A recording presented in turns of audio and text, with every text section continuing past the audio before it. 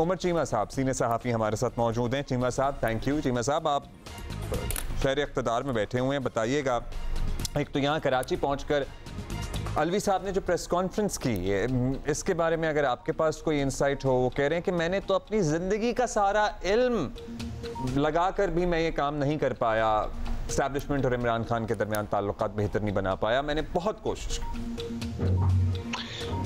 देखिए, वो ठीक कह रहे हैं, बल्कि मेरे ख्याल उन्हें ये कहना चाहिए था कि मैंने तो जो जिंदगी में इज्जत कमाई वो भी सारी दाव पर लगा दी कि ये मामला ठीक हो सकें, लेकिन वो नहीं हुए। और मैं आपको बताऊं कि जिस तरह उन्होंने ये जिक्र किया कि कुछ मुलाकातें पब्लिक हुई, अवाम के नॉलेज में आई, कुछ नहीं आई, ये बात दुरुस्त है। जिस मुलाकात का वो जिक्र कर रहे हैं वो कर रहे हैं कि जो जनरल बाजवा और जनरल इमरान कह रहा हूँ, जो इमरान खान के दरमियान उन्होंने एक मुलाकात, बल्कि 2 मुलाकातें कराई। उसके लिए ये खुद आर्मी हाउस गए, आर्मी चीफ के पास गए कि मेरा लीडर है, आप जिस तरह भी उसको समझते हैं, लेकिन आप खुदारा मेरे लिए आ जाएं, आप मुलाकात कर लें। और इस तरह से उन्होंने 2 मुलाकातें कराई। अब ये है कि जो जनरल बाजवा है उन्होंने तो इनके कहने पर आ गए, लेकिन फिर भी इमरान खान जो है उन्होंने मुलाकात को बाद में रिपोर्ट करके या जिस तरह से ट्वीट्स करके जो उन्होंने बयान किया, उससे अलवी साहब को फिर एम्बेरसमेंट हुई कि वो जनरल बाजवा ने कहा कि आप भी मुझे लेकर गए थे, अब देख लें कि क्या उन्होंने कोई इसका आपकी इज्जत का ख्याल रखा है या मेरी इज्जत का ख्याल रखा है। पिछले रमज़ान में, अभी फिर रमज़ान शुरू होने वाला है, पिछले रमज़ान में उन्होंने जो हमारे मौजूदा आर्मी चीफ हैं इनको भी इनवाइट किया, लेकिन वो पहले तो इस चीज़ पर राज़ी हो गए, लेकिन बाद में वो इफ्तारी के लिए नहीं आए। खदशा ये था कि ये ना हो कि उधर इमरान खान को भी बुला लें और एक नया मसला बन जाए मेरे लिए भी, और इमरान खान जो है वो फिर जो मुलाकात होगी अवाम तक वही बात पहुँचेगी जो इमरान खान बता रहे होंगे और जिस अंदाज में बता रहे होंगे, जो वो समझ कर बता रहे होंगे। तो उन्होंने कोशिश तो की है। हाँ, जो इमरान खान को इस चीज़ पर इन पर एक अफसोस है,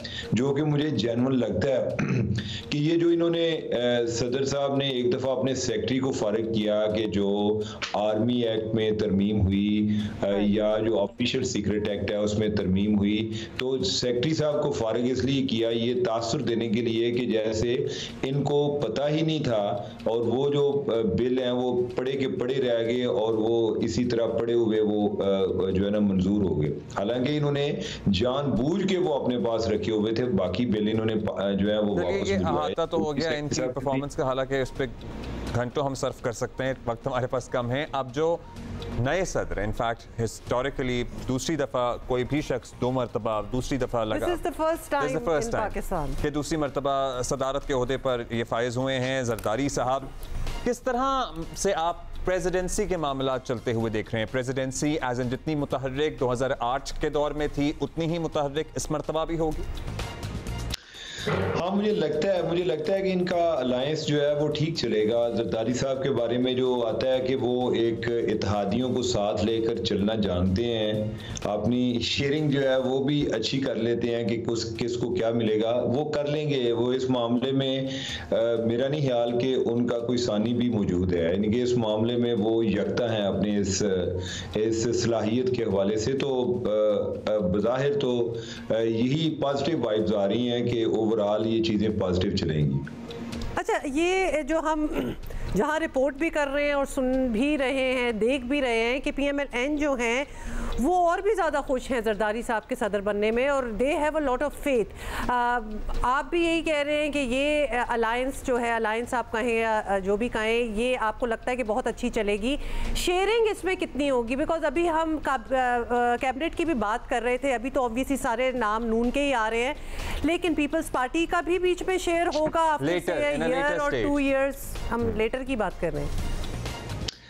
बज़ाहिर मुझे ऐसा नज़र नहीं आता। देखिए, जब आप इतने अहम ओहदे ले रहे हैं, आप प्रेसिडेंट बन रहे हैं या आप चेयरमैन सेनेट का ओहदा ले रहे हैं या आप ये भी चाह रहे हैं कि 2 गवर्नर्स भी आपके हों, तो वो ये भी तासर देना चाह रहे हैं कि हम गवर्नमेंट में नहीं है। और मेरा ख्याल है कि इसका एक नून लीग को फ़ायदा ये होगा कि वो अपने घर में एक इंडिपेंडेंट भी होंगे लेकिन पार्टनर भी होंगे, और इसी तरह जो पीपल्स पार्टी वाले हैं उनकी एक अलहदा से कोई कॉन्फ्लिक्ट नजर नहीं आता कि ऐसा होगा। जो एक पावर शेयरिंग हो सकती है, जिस तरह मोहसिन नकवी साहब, उनको जरदारी साहब अपना बेटा कहते हैं, तो वो अगर वजीर दाखिला बन जाते हैं तो वो एक तरह का इनका मुश्तरका प्यार होगा, नून लीग का भी और पीपल्स पार्टी का भी और रावलपिंडी का भी। तो वो जो है वो सबकी तरफ से होंगे। तो उनको कुछ लोग जो है वो पीपल्स पार्टी का नाम ही नहीं कहते रहेंगे, कुछ वो कहते रहेंगे कि वो शहबाज शरीफ के करीब हैं। बाकी तो अब ये है ना कि नून लीग ने पीपल्स पार्टी को तो शायद वो कुछ ना दें, या अगर यही डील चलती है। ये बारे मामला इतनी की पोस्टों की अगर बात करें, उनको तो उमर साहब को तो कुछ देना पड़ेगा। औरंगजेब साहब खजाना के मामला चलाएंगे, इसहाक डार साहब अगर चलाते तो जाहिर है उन पे जो भी वो फैसला करते हैं और बड़े सख्त फैसले करने, वो डायरेक्ट मुरद इल्जाम ठहराया जाता है नवाज शरीफ साहब को, PMLN को। ये कोई पॉलिटिकल स्ट्रैटेजी है। और दाखिला के मामला अगर मोहसिन नकवी साहब चलाते हैं, जाहिर है उनकी एज सच पॉलिटिकल एफिलिएशन तो किसी के साथ नहीं है ना, वो सब लोग एक दूसरे का समझते रहेंगे। सो ये इंटेलिजेंस है कि भाई इनकी पोस्टों पे ऐसे लोग ले आएं जिनकी वजह से जो कुछ भी हो उसकी जिम्मेदारी हमारे पे ना आए। नहीं, मेरा नहीं ख्याल कि कोई इंटेलिजेंस वाली वजह है इसमें। जो औरंगजेब है उनको ये तसव्वुर करते हैं कि वो बेहतर वजीर खजाना होंगे। जो इसहाक डार साहब हैं वो ऑलरेडी डिस्क्रेडिट हो चुके हैं, तो उनको लाते तो एक शुरू में कोई इसको नेक शगुन तसव्वुर ना किया जाता।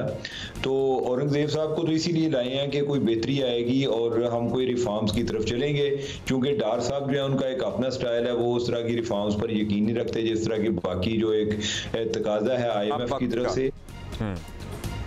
और जो मोहसिन नकवी साहब हैं, मेरा नहीं ख्याल, अगर आप ये समझें कि अगर वो को ब्लेंडर करते हैं तो ऐसी तो कोई स्मार्टनेस नहीं है कि लोग मोहसिन नकवी को इस गवर्नमेंट से अलग तस्वर करेंगे।